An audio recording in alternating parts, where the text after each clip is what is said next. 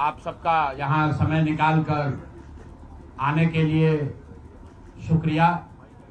जिस दल को सिर्फ 3.5% वोट मिला है, उसकी प्रेस वार्ता में इतने प्रेस के साथी आए हैं, तो ये दिखाता है कि कुछ तो काम हम लोगों ने सही किया होगा।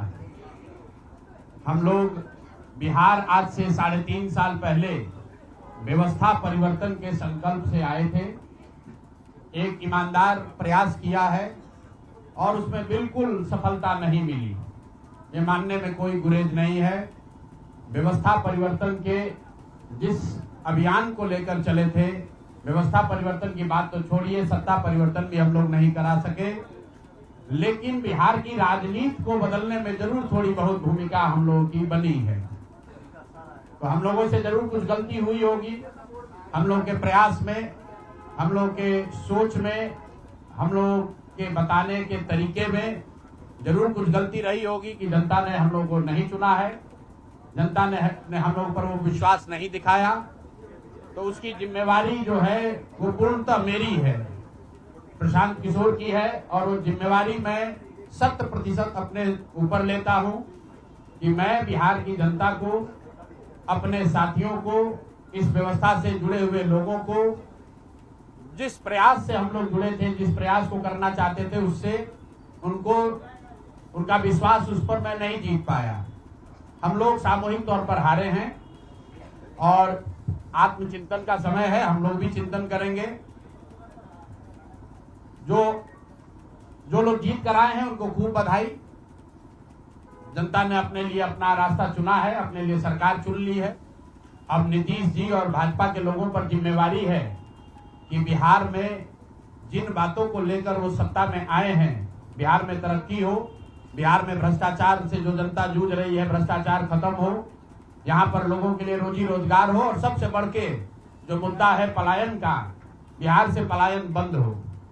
हम लोगों से जो गलती हुई है, जिन लोगों ने जन सुराज के विचार पर, इस सोच से इस प्रयास से जुड़कर एक सपना देखा था, एक उनकी सोच बनी थी, उनकी आशा की किरण जगी थी कि बिहार में एक नई व्यवस्था बनाई जा सकती है, उन सब के आशाओं पर, अपेक्षाओं पर, उनके सपनों पर खरा नहीं उतरने के लिए जो दोष है वो मेरा है। इसलिए मैं आपसे विनम्रता से आपसे माफी मांगता हूं कि मैं आपके सपनों के अनुसार, आपके सोच के अनुसार वो व्यवस्था बनाने में नाकामयाब रहा हूं।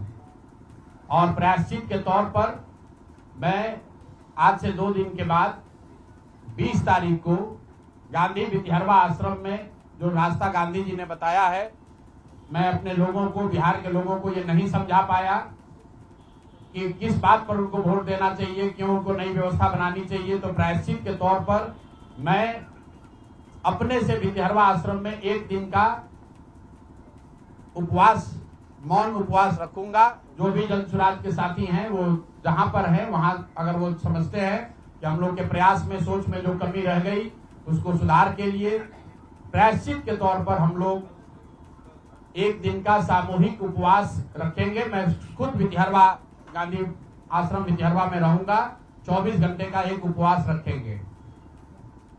गलती हम लोगों से हुई होगी, कमी रही होगी, लेकिन हम लोगों ने कोई गुनाह नहीं किया है। गलती हो सकती है, गुनाह नहीं है। वोट नहीं मिलना गुनाह नहीं है। मैं बिहार की जनता के सामने अपने साथियों के साथ बिल्कुल सर उठा के ये कह सकता हूं कि हम लोगों ने गुनाह नहीं किया है। जिस बिहार में पिछले 30-35 साल से सिर्फ जाति की राजनीति हुई है, वहां पर इस समाज में जातियों का जहर फैलाने का गुनाह नहीं किया है। हम लोगों ने बिहार में हिंदू मुस्लिम की राजनीति नहीं की है, लोगों को धर्म के नाम पर बांटने का गुनाह नहीं किया है। हम लोगों ने बिहार की गरीब जनता को, भोले भाले लोगों को पैसा देकर उनका वोट खरीदने का गुनाह नहीं किया है। जिन लोगों ने ये गुनाह किया होगा, अगर वो आज जीत भी गए हैं तो उनको उसका हिसाब देना ही पड़ेगा। वो आज दे या कल दे, वो होगा ही होगा। मैं पिछले 2.5-3 सालों में अपने वक्तव्यों में अक्सर महाभारत के चक्रव्यूह की, अभिमन्यु के वध की कहानी सुनाता रहा हूं। जिस धर्म युद्ध की बात हम लोग करते हैं, पांडवों के साथ स्वयं भगवान थे, स्वयं भगवान कृष्ण थे, फिर भी अभिमन्यु को घेर कर छल से मार दिया गया। लेकिन उसके आगे की ये कथा भी है कि अभिमन्यु को मार दिया गया, लेकिन उससे महाभारत नहीं जीता गया। महाभारत जीता तो अंत में वही जो सही रास्ते पर था, जो धर्म के साथ था। तो आप निश्चित जानिए कि जीत तो जन स्वराज की ही होगी।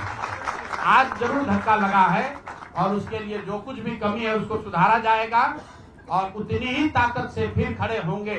अगर आप ये कुछ लोग ये सोच रहे हैं कि मैं बिहार छोड़ दूंगा, तो आपका ये भ्रम है। अंग्रेजी में एक फ्रेज है, you are not defeated till you quit. जब तक आप छोड़ेंगे नहीं तब तक आप हार नहीं सकते हैं। तो प्रशांत किशोर की और जन स्वराज में मेरे साथ जुड़े हुए साथियों की बिहार सुधारने की जो जिद है, उस जिद के सामने दूसरा कुछ भी इस जीवन में नहीं है। उस जिद से पीछे हटने वाले नहीं है। पूरी ताकत से, पूरी ईमानदारी से लोग कह रहे हैं कि मैंने 3-3.5 साल में बहुत मेहनत किया है। तो जितनी मेहनत करते हुए आपने मुझे 3 साल में देखा है, उससे दुगनी मेहनत करेंगे और पूरी ताकत से लगेंगे। पीछे हटने का सवाल नहीं है। जब तक बिहार को सुधारने के अपने संकल्प को पूरा न कर लें, तब तक पीछे हटने का कोई सवाल ही नहीं है। अब चुनाव के परिणामों को लेकर जो बात है, उस पर बहुत विवेचना हो रही है। आपने भी कहा, बड़े बड़े विशेषज्ञ आकलन कर रहे हैं। कोई बता रहा है कि पैसे से जीत लिया गया, कोई बता रहा है कि लालू जी के डर से ध्रुवीकरण हुआ इसलिए जीता गया। कुछ लोग बता रहे हैं कि जातियों की बात अभी पूरी तरह खत्म नहीं हुई। मैं यहाँ चुनाव के विश्लेषण के लिए नहीं बैठा हूँ, लेकिन एक बात तो बिल्कुल स्पष्ट है कि पहली बार स्वतंत्र भारत के इतिहास में और खासकर बिहार में पहली बार ऐसा हुआ है कि कोई चुनाव जिसमें सरकार ने करीब 40,000 करोड़ रुपया जनता के पैसे को खर्च करने का वादा किया है। और मुझे लगता है कि वही एक कारण है जिसकी वजह से एनडीए को इतना बड़ा बहुमत मिला है।